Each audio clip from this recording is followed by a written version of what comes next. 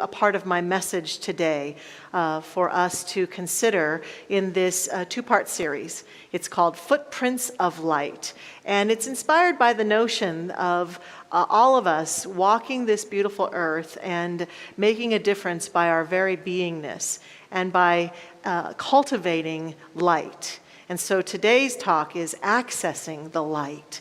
And we've got to start in this endeavor to create greater light on our planet by being willing to access that light within us, to claim it, to own it, to be immersed in it. And that may sound simple and easy, but in my experience, it feels to me as though we kind of take light for granted.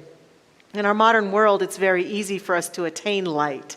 We can walk into a room and flip a switch or ask Alexa to turn a light on for us if we're so inclined. And we can read and we can access information on the internet and get enlightened in our mind so easily these days. And yet, from a spiritual perspective and from the perspective of our spiritual nature and our human life, light is a vital part of our human experience. And I'm inviting us not to take it for granted, to consider this week really being dedicated to accessing greater light, especially in a time when we can be tempted into focusing on darkness. Not only, as Reverend Simon mentioned, is it the solstice and it's the darkest time of the year, but it also can be tempting with all the things going on in our world and the challenges that are happening to be very focused on the dark news that's going on in the world. And I believe that light is the truth of who we are. Now, if you think about it, light is woven into so much of what makes our human experience what it is. If we look back on our history, we can see that even as children and for many of us adults, light is pretty captivating for us. We're captivated by the sun. We love to watch sunsets and sunrises. We're captivated by the stars at night often and gaze at them and find them fascinating. We're captivated by crystals. Nearly every faith tradition on the planet, their creation story or how they believe the world came to be includes a narrative about light. The Bible even begins with the words that God claimed there was light, and there was. Light is at the start of many of our stories. Light is the beginning for us.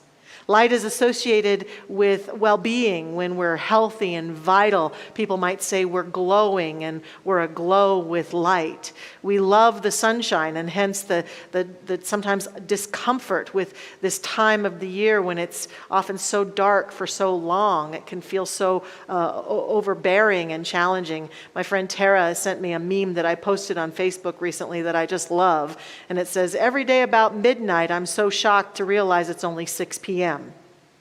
That's me these days. During this time, during the change of the clocks, I don't know what's been going on, but I yearn for the light, and I yearn for the solstice. Feels like this really wonderful day that portends the beginning of more light on the planet. We just love the light. We love the sun. We love it. I think it's also interesting that throughout our history, when we see artwork depicting saints and holy people, it will often be with a glowing light around their head, a halo, angels with halos, light at the top of our beingness, a very important vision for us in our world. And physical light allows us to see into darkened spaces. Light's important to us. Some other things that I think are interesting is that when we talk about inspiration, we often talk about things like we have a flash of light. We had a flash of light. If we talk about having a positive change, we've seen the light. If we have a creativity or a new idea, it's with a light bulb. And life gets really heavy sometimes, and we might tell ourselves or tell others to lighten up. And of course, in the spiritual world, we're always seeking enlightenment. Plants live in a life where they seek the light, and wherever the light is shining, that's where they will bloom towards, that's where they will move towards, so that they can receive the light and experience photosynthesis to feed themselves and to continue to thrive. Light's important. And it's important for us to realize and contemplate light and be willing to consider it. The theoretical physicist David Bohm says, light is energy, and it's also information, content, form, and structure. It's the potential of everything. And so physicists are telling us now that light is the core of everything, that it's the physical world and the energetic world. Another meme I saw recently that gave me quite a delight was, it said in capital letters, "You matter unless you multiply yourself by the speed of light, then you energy." And so we are light energy always, even in these physical forms. In his book, The Luminous Life, How the Science of Light Unlocks the Art of Living, author Jacob Israel Lieberman, who was an eye doctor, but became what he calls an eye doctor with a capital I, talks throughout his book about light being like presence. That when we are present to light, we experience presence. And when we're in presence, we're in the flow. He talks about when we're in alignment with light, we even have these genius-like experiences. We have intuitive flashes. We have a sense of purposefulness and a sense of anchoredness. And that's what light can bring us when we focus upon it. The importance of that cannot be diminished. We yearn for access to the light. We yearn for enlightenment. We yearn to see the truth. We yearn to experience the sun. We yearn for the warmth of light, and we yearn for the inner light that shines within us. And so I'm inviting us to honor that yearning. Part of how we as humans tend to celebrate light has to do with the holidays that we honor. Christmas is one such holiday. One of the things about this time of year that I love are the lights everywhere, and I love looking at the lights. They remind me of the mirror of the light within me. And Christmas itself is at the core of that holiday, of course, is the story of the birth of a great light, a being who became a great light on our planet, Jesus, many call the Christ, who wandered this earth in his ministry and spoke and taught and healed and reminded people not only that the light was in him, but that the light was in all of us. Indeed, in the Bible, in the book of John, chapter 14, Jesus reminds his disciples and reminds everyone that everything that he did, we could do and greater things. What I love about his ministry and love even in reading in the Bible is that Jesus never tried to claim that light was exclusively his. He constantly, as any great leader would do, reminded people, look, the Father's within me, but the Father's within you too. The light is within me, but the light is within you too. And he led a life and lived that life in such a way that he inspired people to find their own inner light. And so we look to that story as a reminder of that truth. He embodied the Christ, but he was not the only Christ presence. And I requested that song today because I think that song reminds me so much every year of this powerful birth that was about to take place. The song, of course, is sung from the perspective of Mary. Mary, who's pregnant with this beloved one, who'd been told by angels that she was going to give birth to a way-shower, to a great teacher. And so she could feel the burden of that not only the physical burden of being pregnant, but also the burden of being the mother, the one who would give birth to this great light. And this song is all about that potential challenge that she's facing.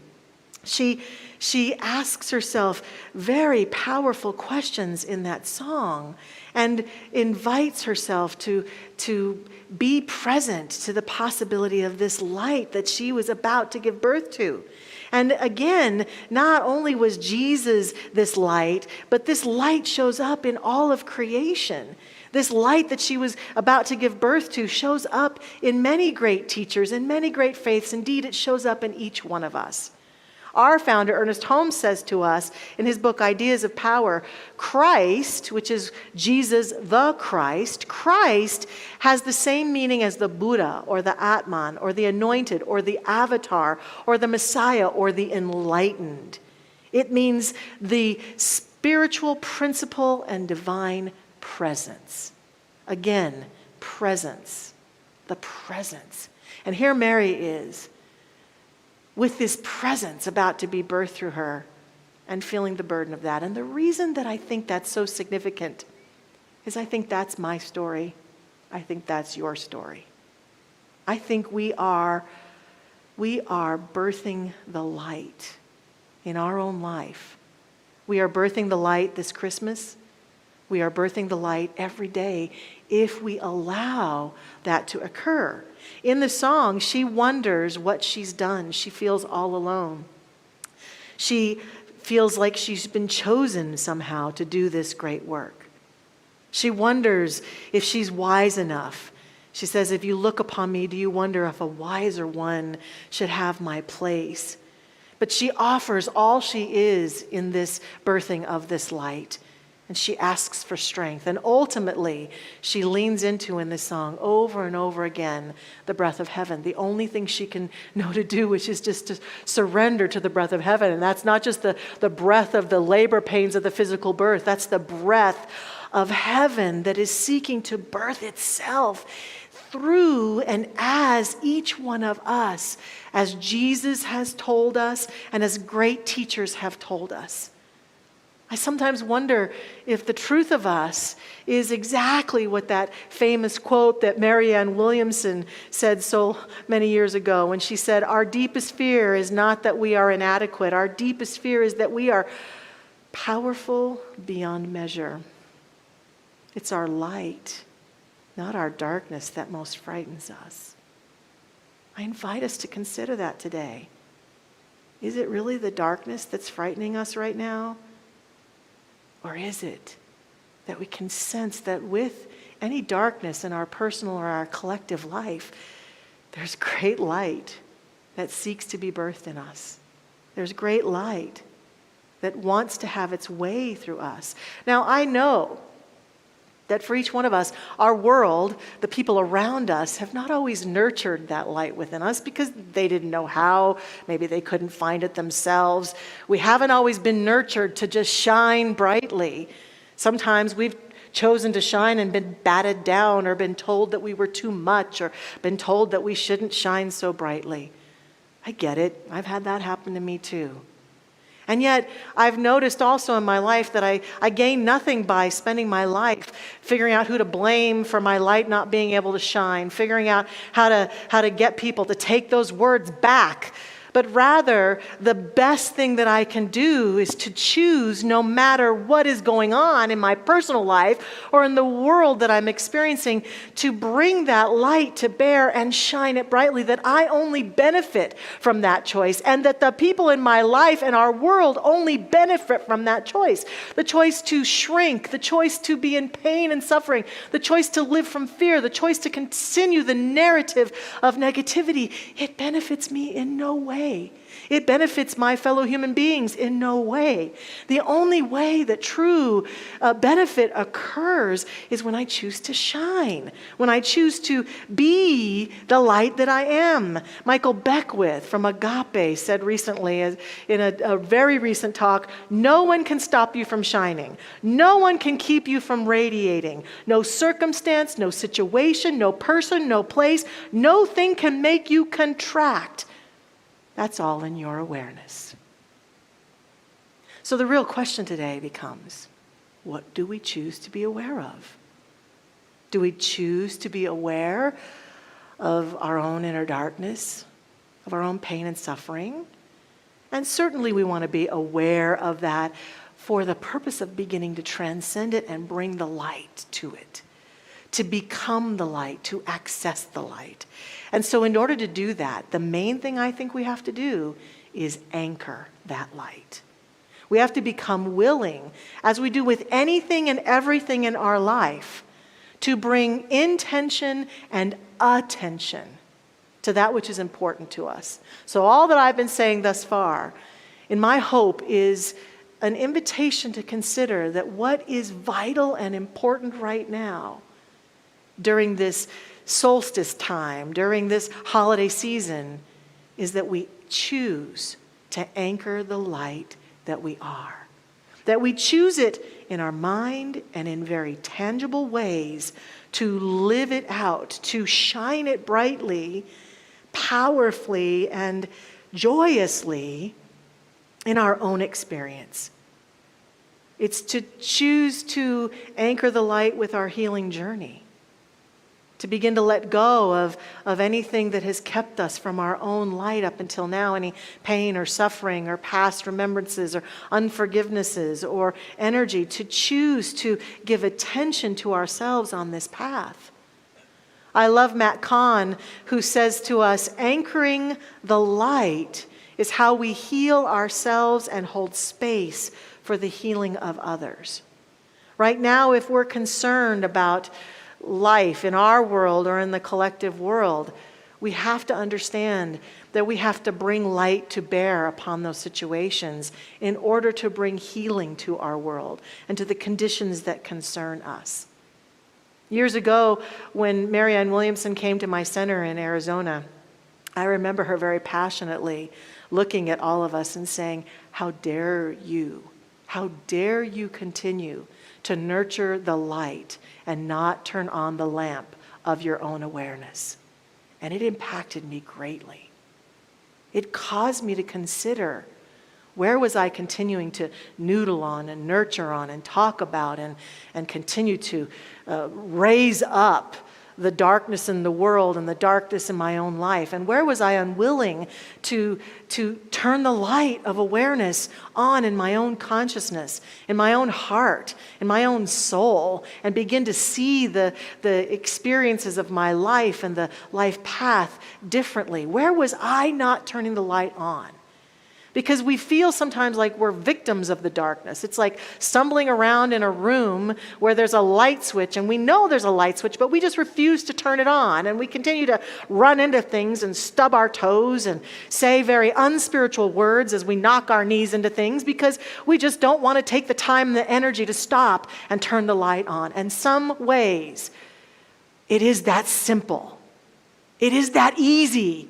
It is that true to just take time every day in our life to nurture the light that is already present in us and in our world and turn it on.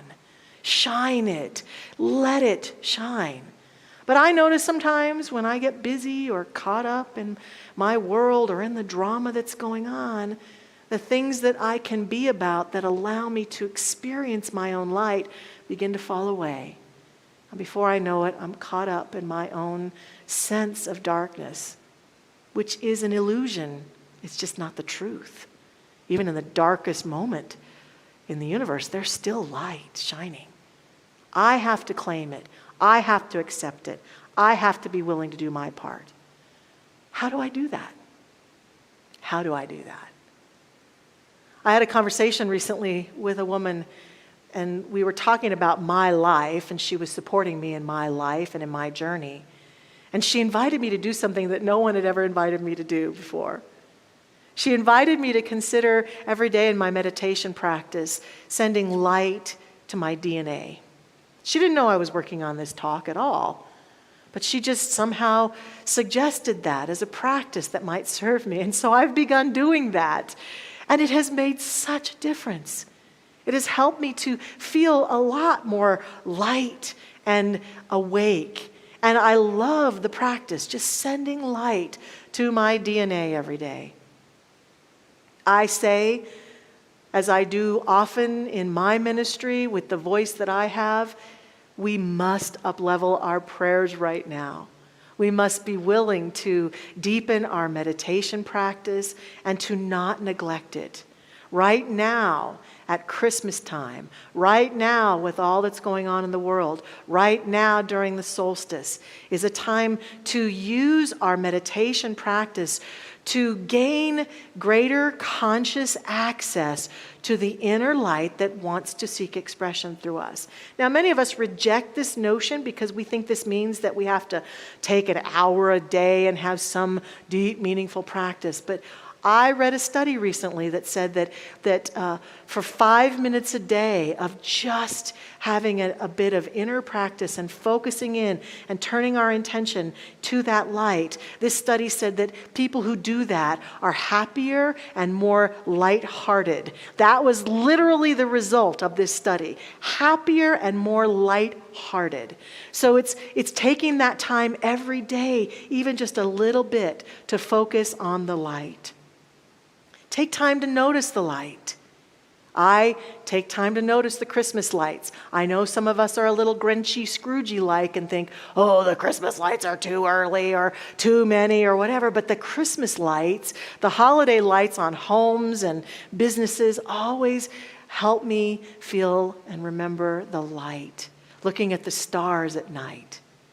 Many people have sent me articles, and I've read about something fantastic that's happening on the solstice. I don't know if you all have heard, but on December 21st, 2 planets that have not been so close since the Middle Ages, Jupiter and Saturn, are going to be so close that it's predicted that they will align to create a star of wonder. And many are guessing, is it similar to what the wise men saw the night that Jesus was born, the Star of Bethlehem? Will it be that same kind of star? And will it be? Does it show signs of what some might say is the second coming? Now, I know a lot of followers of Jesus think that star and that second coming that is expected is about Jesus himself descending from the clouds. And I don't know, maybe that will happen, maybe that won't. My own personal sense of that is that really the second coming is about a birthing experience, as is Christmas. Not only was Jesus born of Mary, but something was born in this wonderful being, this Christ light, as Ernest Holmes was saying earlier, was born in him. I don't know exactly when it was consciously born. It's born in each one of us. We believe here that it's born in every one of us, that we are all the sons and daughters of the Most High. We are all the Christ light. But that at some point, the second coming, I think, could be the moment we realize the light that we really are and begin to shine it. It also could be the moment that humanity in mass begins to claim their light and shine it. The vision of great peace and well-being and peace on earth, goodwill to all begins to break out. But that is not some idea that is far off with a bunch of people over there or over there. That idea is available to the degree that we birth that light. Each one of us, we each have a part in that vision that I suspect we can feel, that we can sense, and that we can yearn for, because it is a part of light bursting out on this planet. But we don't get to abdicate our responsibility, our accountability, our possibility in that light breaking out. It's not just those people who are Christians or those people who are believers in Jesus. It's all of us being willing to embrace that Christ light and live it out. So how we do that is every single day of our lives, giving time and attention. Have I paid attention to the light today? The light in me, the light around me, the light that I've seen. Have I paid attention to it and acknowledged it? Will I be the light? Will we stand in whatever darkness we are perceiving is occurring in our world and or in the greater world, and be a stand for light? Will we anchor that light? Today, as we close this part of this service, I want to invite us into a practice. This last Wednesday in our staff meeting, Reverend Simon took our staff through a meditation process that I've done many times, but I hadn't done for many years. And it was beautiful and powerful, and it reminded me of a way that we can be the light. So I'm inviting us into this practice today. It's a Buddhist practice called Tonglen. And there's a slide that's coming up that shows a little bit about it. It's an image of Buddha Buddy from a website called satavawellness.com. And so you can learn more about Buddha Buddy there. But I love this image because it shows on the left side some of the darkness of things and concepts that we might be worried about. But then we see Buddha Buddy transmuting, and that's a very powerful word, transmuting and breathing, and on the other side of him is great light. Sometimes, like you, I don't know what to do with the darkness that I see, that I witness. Sometimes I don't know how to transcend it and get past it. But we're going to practice this today with just a few deep breaths of Tonglen. And so in that first inner breath, the idea is to breathe in the darkness that we might see.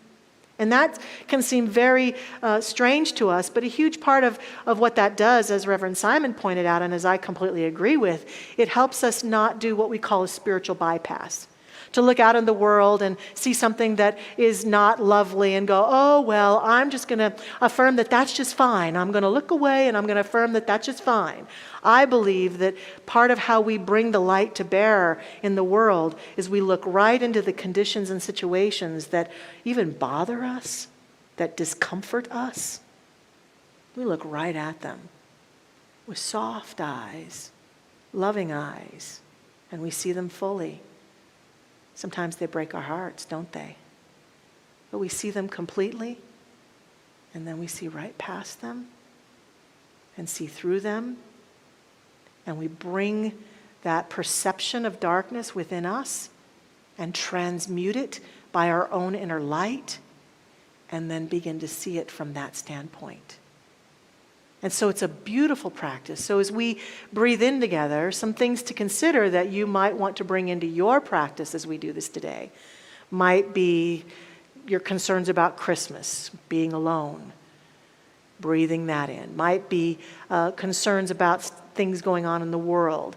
If you're concerned about a certain country or world leaders, or concerned about the coronavirus, or if you have experience in general of fear about the virus, or have specific people in your life that you want to consider. Maybe you want to bring in the history of injustices to people of color and bring in that systemic racism that we've been seeing and being awakened to. And maybe you want to bring in the concerns about finances, if you or someone you know is having, or the economy in general. Maybe you want to bring in things that are bothering you about the world, the ecology of our planet, or animals, or children, or abuse, or neglect, or crime. Whatever it is that we can be tempted to go down the rabbit hole of darkness towards, we can bring in this practice. So think about a few of them, or maybe pick one that's really bothering you or worrying you. Because Ernest Holmes tells us worry is misplaced faith. As I was saying, we don't contribute to the solution by continuing to worry and nurture the darkness.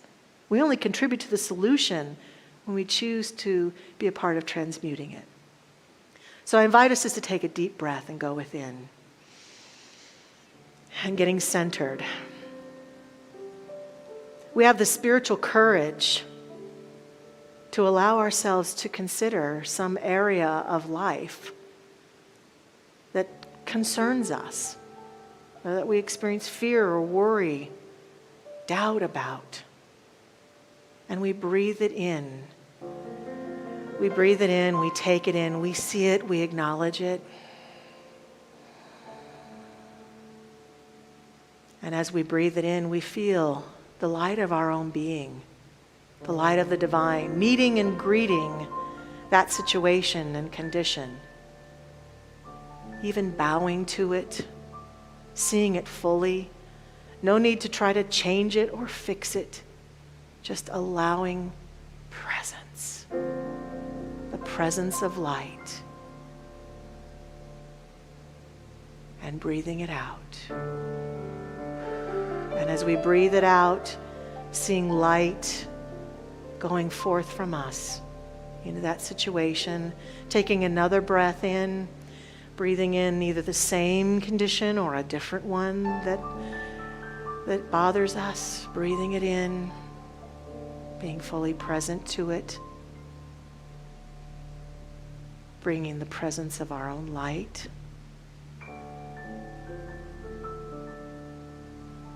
And breathing it out.